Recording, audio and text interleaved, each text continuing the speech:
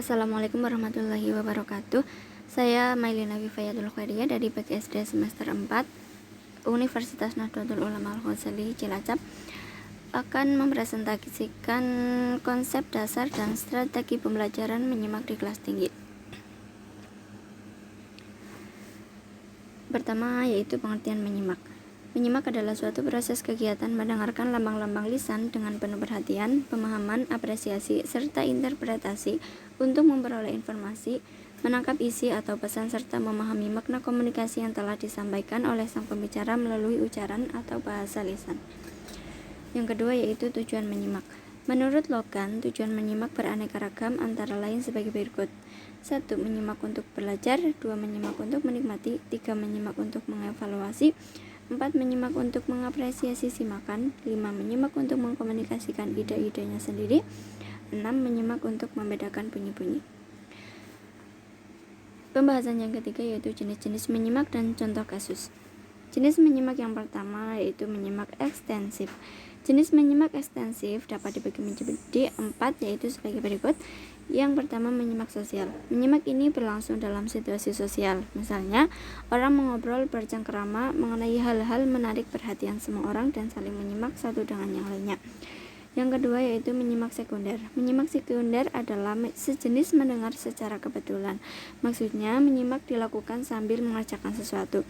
Kegiatan lain, misalnya Dita menyimak lagu-lagu yang ditayangkan televisi dalam acara pesta, sementara dia sedang mengerjakan tugas sekolah yaitu menyusun clipping. Yang ketiga yaitu menyimak estetik. Menyimak estetik dilakukan untuk mendapat keindahan atau hiburan. Contohnya menyimak drama, radio, pementasan puisi. Yang dipentingkan ialah tingkat apresiasi materi yang disimak. Yang keempat yaitu menyimak pasif. Menyimak pasif merupakan penyerapan suatu bahasa tanpa upaya sadar yang biasanya menandai upaya penyimak pada saat belajar dengan kurang teliti, tergesa-gesa, menghafal luar kepala, berlatih santai, serta menguasai suatu bahasa. Misalnya, seseorang mendengarkan bahasa daerah. Setelah itu, dalam kurun waktu 2 atau 3 tahun berikutnya, orang itu sudah dapat berbahasa daerah tersebut. Kemudian jenis menyimak yang kedua yaitu menyimak intensif. Adapun yang tergolong menyimak intensif ada 5, yaitu 1. Menyimak kritis. Menyimak kritis adalah kegiatan menyimak yang dilakukan secara kritis. Contoh, orang yang menghadiri seminar akan memberikan tanggapan terhadap isi seminar. Yang kedua, menyimak konsentratif. Menyimak konsentratif merupakan kegiatan untuk menelaah pembicaraan atau hal yang disimaknya. Contoh, saat mahasiswa melaksanakan tes TOEFL.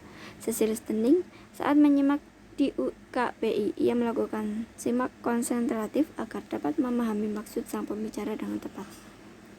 Kemudian yang ketiga yaitu menyimak kreatif. Menyimak kreatif mempunyai hubungan erat dengan imajinasi seseorang.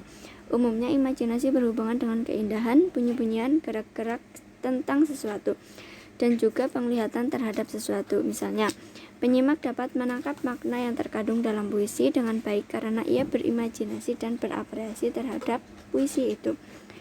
Yang keempat yaitu menyimak eksploratori. Contoh, seseorang yang masih diduga telah membunuh orang lain sedang diselidiki oleh polisi dengan mengutarakan beberapa pertanyaan yang harus dijawab. Polisi melakukan menyimak penyelidikan saat sang tersangka menjawab pertanyaannya. Yang kelima yaitu menyimak integratif. Menyimak integratif merupakan kegiatan menyimak yang menuntut konsentrasi dan selektivitas.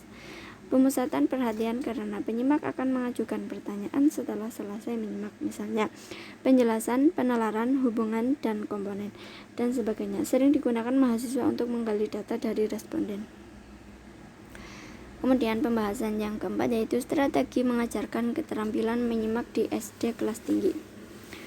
Ada beberapa strategi pembelajaran yang menjadi alternatif pilihan guru untuk mengajarkan menyimak, yakni pertama dengan strategi pertanyaan dan jawaban.